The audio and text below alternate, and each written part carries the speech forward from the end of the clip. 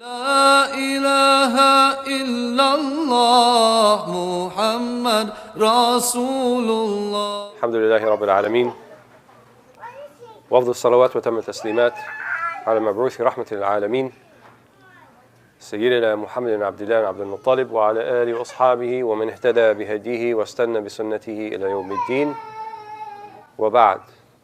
So I'm very honored to be back here at Seekers Hub. We did a Ramadan program also last year, I think for a few nights as well.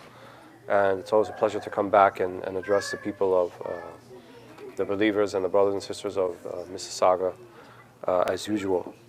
So the suggestion going along with the theme so far, the fruits of faith or the fruits of Iman, is to cover a few of the abwab of the chapters from the seminal book of Imam Al-Ansari Al-Harawi entitled Manazil al-Sa'irin, or the stations of the Wayfarers. And one of the beautiful things about this work is he takes you basically on a path from Bab al-Yaqadha ila Bab al-Tawheed, from the first book, which is called, or the first chapter, which is called Awakening, to the last chapter, which is called Tawheed, and then everything in between. And the idea is, it's premised that who we are and what dictates our deeds and our acts and the things that we say have an origin within our internal states. And so when an angry word comes out, it's not really just an angry word, but it came about because there was a state of anger that preceded it, or that precipitated it. And then some type of infi'al, right, some type of reaction came about because of that. When a pleasant word comes out also, or a pleasant deed or a pleasant act, right, you do something that you felt inspired to do, well, that inspiration also has an origin within one's internal state. And so then the question becomes, are these internal states just sort of random set of events? So I'll do good things depending upon my mood, and if I'm in a bad mood, I instruct everybody in my family and the community, don't stay away from me today, I'm in a bad mood. Not sure what's going to happen because, it's not feeling right inside. So it's just kind of, we have no control over that.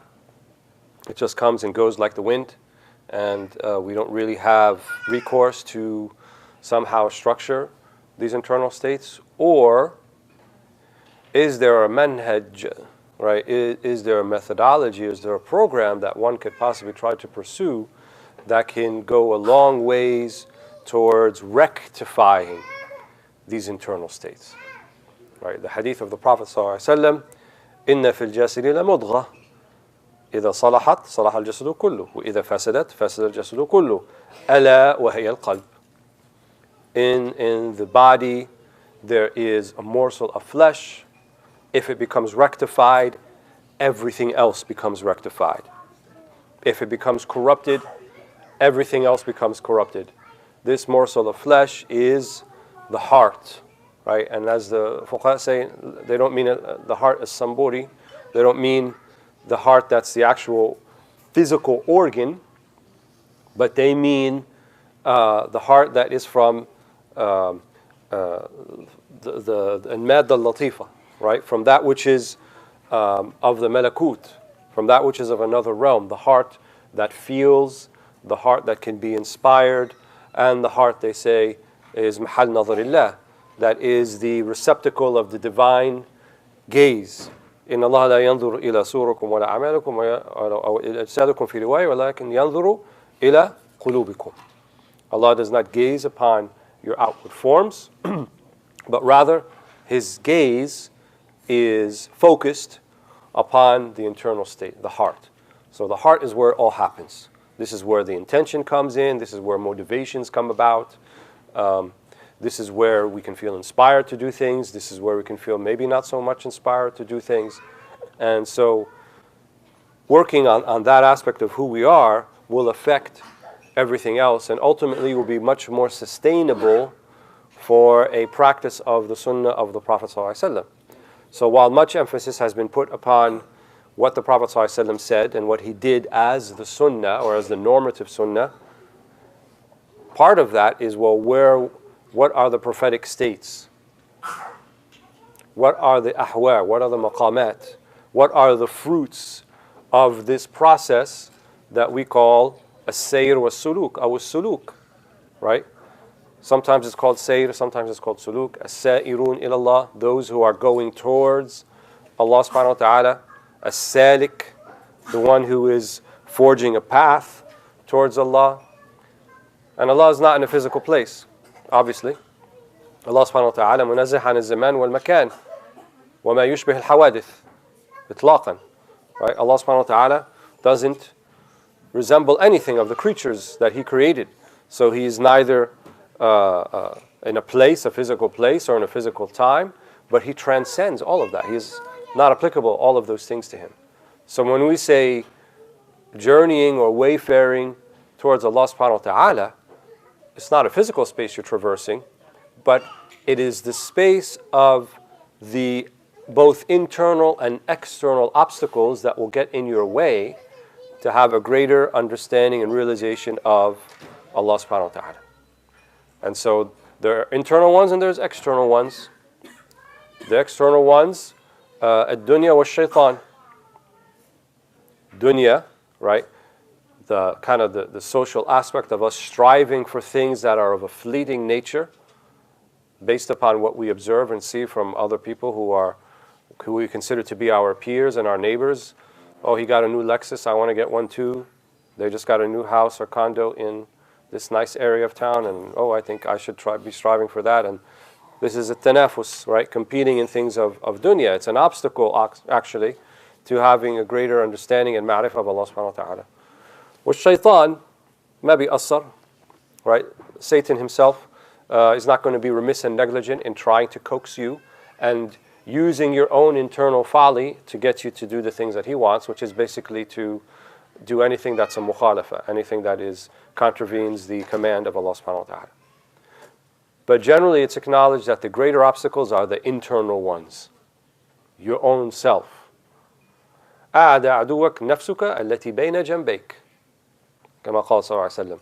Your worst enemy is the nafs, right? Is the ego that is between your two sides. That's your worst enemy. وَالنَّفْسُ أَخْبَثُ مِنْ سَبْعِينَ شَيْطَانًا. And the nafs, the ego, is more corrupt and despicable than 70 devils, than 70 Satans. And Ramadan in particular, one of the major themes of it, it is a institution, it is a madrasa, it's a 4-week, 1-month-long dawrah or course to traverse the obstacles of the nafs. It's a training. It's tadrib, right? لَعَلَّكُمْ تَتَّقُونَ, so that you may find taqwa. So fasting is one of the prescriptions, right? One of the prescriptions for getting over the obstacle of the soul, getting over the obstacles of the ego and of narcissism and of preferring oneself over others and the shahawat, the desires of food and drink and things like this. So when this is the case, Ramadan is there to help us, train us to do that. And there are other things, right? Even the 5 prayers, all of the sunnah, all of the ritual ibadat of the sunnah are really wasa'il. They are means towards doing that, towards getting in that place. So Islam is not just a laundry list of do's and don'ts. It's not a check-off list, right? It's not an app you can get on your phone, and then when you've prayed on time, you check it off, and then you've done everything you're supposed to do. That's certainly an aspect of it, but kind of the lub, or the inner essence of the deen, is really cultivating the inner life, cultivating these inner states. All right, in the khutbah today in Brampton, I talked a little bit, we're seeing a lot of these high-profile or from celebrity type of people, suicides. Yesterday, the very famous CNN program person and cook and chef, Anthony Bourdain, apparently committed suicide. A few days before that, Kate Spade, who probably the ladies know more than the men, the one who did the handbags and accessories and things like that, also committed suicide. And the interesting thing, I shouldn't say interesting, but kind of the the thing, al-mulfit lil-nazar, that you could take a look at is, it seemed to be that these people, in terms of dunya, in terms of what people actually strive for, which is money and wealth and prestige and status and recognition and sense of accomplishment, they had all those things, right? And they were actually at the pinnacle, the peak, in their respective realms and perspective of professions or walks of life. But yet, for whatever reason, we can't judge, we don't know, Allahu A'lam, they believed that whatever that they were doing in this life reached a point where it was no longer viable for them, no longer bearable, and they felt like whatever, even if they're unsure of it, which would be coming after this life, would offer a better option than what they're facing right now. And, you know, that's kind of a wake-up call, I think, for everybody, that it doesn't matter so much the outward things that you think you possess and that you may acquire and that you may come about. Really, it's what have you cultivated inside, right? And we're not talking about, you know, these were, you know, people who lived during the time of the Sahaba only, and or the first pious generations, Salaf al-Salih and the Tabi'een wa Tabi'een. But actually, we're talking about something that today people today are living these ahwal and living these maqamat. I've seen people who would be considered destitute by North American standards. They don't own anything. But yet the smile never leaves their face. You never sense that there's this trepidation or anxiety about, you know, where's the next meal going to come from, and how am I going to afford this, and how am I going to pay off this debt, and how am I going to, you know, acquire these things, and none of that. They have this rida, this contentment. They have this generosity of soul. They don't have much, but they're ready to give so much, and easily ready to give. How many are the people who have so much, but they're shuh muta', right? They have this stinginess about them that they just can't unfollow, and it possesses them, and they feel like everything that they possessed, right, you know, came from araq jabinu, came from the sweat of her forehead, and so they're not ready to give it up. That's an indication of a few things. One of them is you don't actually understand the way the universe works. That's the most important thing. لَيْسَ مِنْ عَرَقْ جَبِينَكَ. It's not from the sweat of your forehead that you have what you have. It's because Allah subhanahu wa ta'ala has blessed you with those things. It's not because anything that you did, right? Don't be the Qarun archetype in the Quran. إِنَّمَا أُوتِيتُ عَلَى عِلْمٍ. Right? إِنَّمَا أُوتِيتُهُ. I've been given these things because of my knowledge, my abilities, my skills, my understanding, right? النفس الأمارة بالسوء. This is the ego that exhorts us to all sorts of iniquity. And one of the worst forms of iniquity that often goes unnoticed is the iniquity of feeling confident in our understanding of how things are. We're so confident, we have so much thiqah and confidence, and we think how the world works and why we have what we have and why we possess what we possess, and it's all due to our skills and our abilities and our own internal attributes and so forth. But the reality is, you know, what about this person who put as much effort as you or more effort than you, but they don't have what you have? How do you explain that? Zuruf, you know, his circumstances were different. Okay, but who made the circumstances? Who made the circumstances work in your favor and they didn't work in this other person's favor? Wasn't that Allah subhanahu wa ta'ala? Right? Allah put you in a place. Yeah, he didn't have good people around him to help build his business or to build his project or to build his enterprise. And so, you know, and so forth. Yeah, but who put all of that together? Who made those surrounding issues and circumstances? Right? Was it not Allah subhanahu wa ta'ala? You know, Imam al-Shafi'i is quoted as saying, Al-Layth afqahu min Malik, which I think is probably misunderstood. We have to say that Layth was a better faqih than Malik, but we don't have madhab al-Layth today. Right? We don't have the madhab of Imam al-Layth Ibn Sa'd, who was one of the great imams that many of the students of Malik and Shafi'i had studied with before they went and studied with them. Why? Well, it wasn't, what we get from that saying is it wasn't because of his knowledge. His knowledge was sound. His understanding was sound. He could have very easily been one of those four or a fifth madhab of jurisprudence. But it was not to be. Imam al-Tabari also was considered a mujtahid imam. Imam al-Awza'i, al-Sufyanan, right? Sufyan ibn Uyayna and the other Sufyan, also, they were from the mujtahid caliber, but yet their sort of schools of thought did not go on and survive. Why? Their knowledge was sound. Everything about what they did was completely sound. But Allah subhanahu wa ta'ala كتب الرزق والفلاح لهؤلاء ولم يكتبها لهؤلاء. He wrote it that the success will be for these people. This is what's going to survive and continue. And he didn't write it for this. That's not to take away from the people who didn't have that. But Allah subhanahu wa ta'ala هو الذي يهيئ الظروف. He is the one who puts all of these things into place. We just take it for granted all the time because it's already in place, right, that we kind of had something to do with it when we actually didn't have anything to do with it. And so, when we look at other people who may have put more effort or done more, هذه الأشياء للأعتبار. It's for us to consider and reflect about, and not to say, I am better than.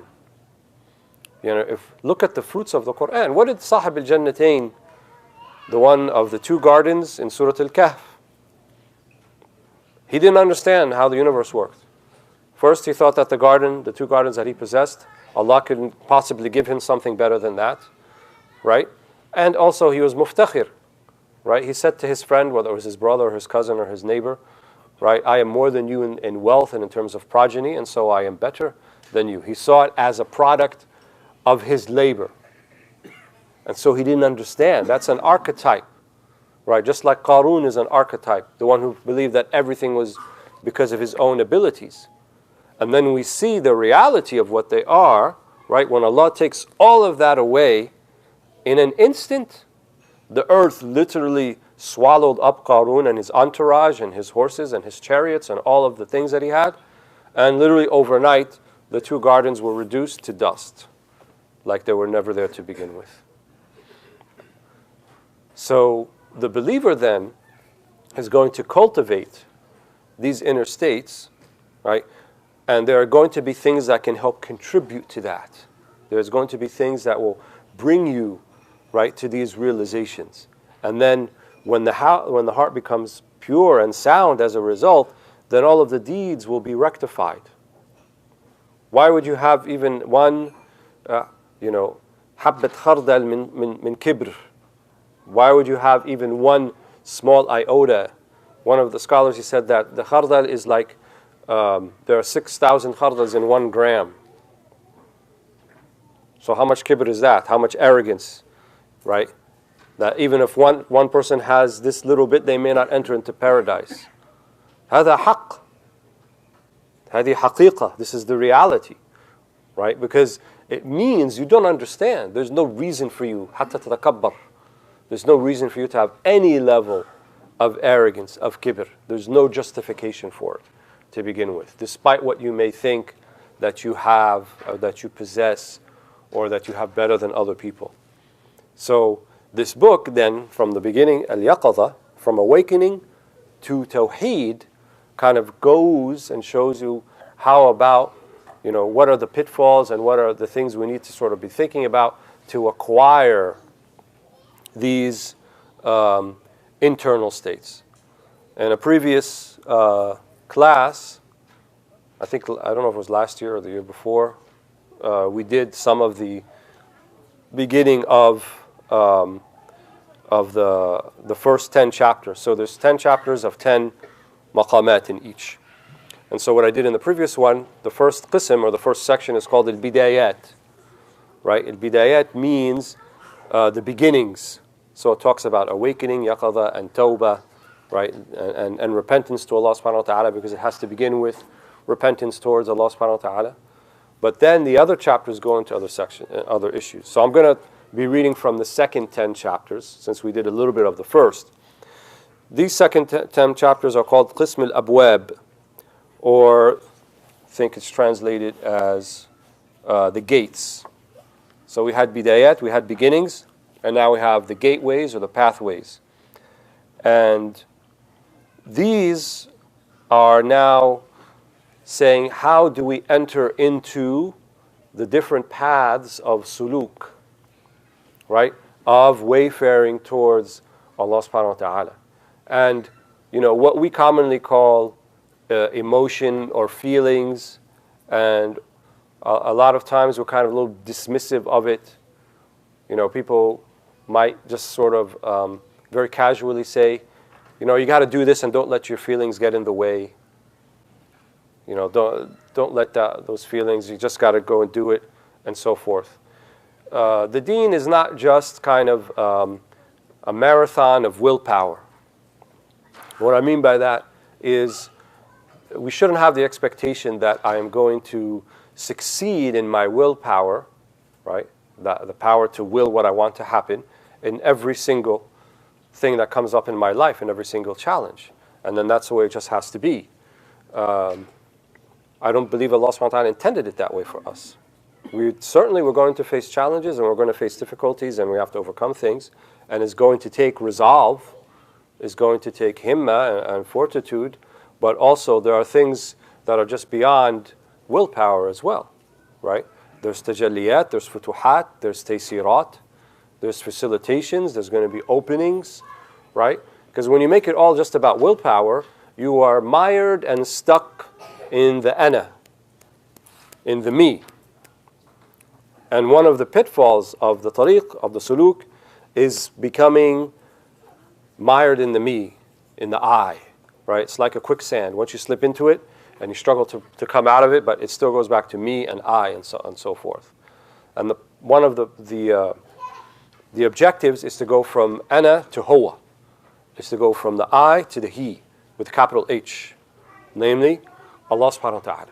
So rather than the focus being on yourself, the focus will be upon Allah subhanahu wa ta'ala. So a reorientation, right? So if your compass is facing to the I, you want to reorient it and face it to the he, to the huwa, right? And not be so concerned, right, about the things of the nafs, of the ego. So our emotions then are important. Rather than dismissing them and saying they don't count, or they're irrelevant, or they get in the way, we should channel them into fueling our himmah, our aspiration, our drive, so that we may get to a closer understanding of Allah subhanahu wa ta'ala. So anger in of itself is not necessarily blameworthy. It's the repercussions, it's the consequences of anger, right? And when anger is managed correctly, and it's, let's say it's mawzoon, it's balanced, we call it courage, right? When it's not managed correctly, we call it recklessness, tahawwur. But you need to have some of it in order to meet the challenges you're going to face, right? If it's all about just me and willpower, but you need a little bit of emotional strength to get beyond that, to go towards that. There has to be a little bit of huzn, right? What we may call grief or sadness, but we're not talking about grief or sadness of the awam. We're talking about grief or sadness that can rise to a maqam, right? That can rise to a state. That's a different type. When we talk about, mahabba, and we talk about love, and we talk about and tawakkul, and the other places we want to be at, they are kind of have a base in emotions, but they rise up, and so it can be an actual something that informs your spiritual state, because we are informed both by intellect and by spirit. So we shouldn't just kind of throw them all to the side and dismiss them and say that they have no meaning. Why else would, if they had no meaning, then why would Allah subhanahu wa ta'ala make us people of feeling and emotion and so forth? It's not just a strict intellectual enterprise, right? And everything is just about how I think about it and just make it happen in willpower. You know, there's suluk, right? And there's, you know, there are going to be, you know, sort of a ladder type of thing you're going to go through, and that's perfectly fine and it's okay, right? And so it's making the best of that emotion at the time and fueling it to lead you to a closer relationship with Allah subhanahu wa ta'ala. We have 5 minutes? So we only have 5 minutes, what I've been told, but let's just start anyway. So these 10 chapters, which are called the gates, they are going to include الحزن والخوف والإشفاق والخشوع والإخبات والزهد والورع والتبتل والرجاء والرغبة, or grief, fear, concern, reverence, capitulation, renunciation, piety, consecration, hope, and aspiration. Jazakallah khair. Imam al-Munawi says about these, he says, لكل سالك باب منها يغلب على قلبه تكون منه نهضته ودخوله في السلوك فطوبى لمن دخل من جميع الأبواب كالصديق رضي الله عنه. He said, for every salik, for every wayfarer, there is going to be a pathway, a gate, that is going to overcome their heart, or will be the dominating gate, so to speak, for their heart. And from this, there will come their nahda, will come their inspiration or their rise to the occasion. وَدُخُولُهُ فِي السُّلُوكِ, and also his entrance, his or her entrance into the path of wayfaring or into the path of suluk. فَطُوبَى لِمَنْ دَخَلَ مِنْ جَمِيعِ الْأَبْوَابِ كَالصِّدِّيقِ رَضِيَ اللَّهُ عَنْهُ. So glad tidings, good news to the one who can enter from all of the doors, just like as-Siddiq, yani Abu Bakr as-Siddiq رضي الله عنه. So Siddiqiyya is considered to be the highest maqam for non-prophets, which is all that we can aspire to. And Sayyidina Abu Bakr as-Siddiq had all of these aspects, right? What did the Prophet ﷺ say about him to the rest of the Sahaba? He said, Abu Bakr as-Siddiq has not been preferred over the rest of you because of extra prayers or fasting that he would do, وَلَكِنْ لِشَيْءٍ وَقَرَ فِي صَدْرِهِ, but rather because of something that stirred within his heart. Something that stirred within his heart. So, rather than start now and then have to stop, we'll just stop here for the night, and tomorrow we will have a session, I believe, from 6 to 8, as well as Sunday, and we'll go over some of these things, and this was meant sort of as an introduction, inshallah. وجزاكم الله خير والحمد لله رب العالمين.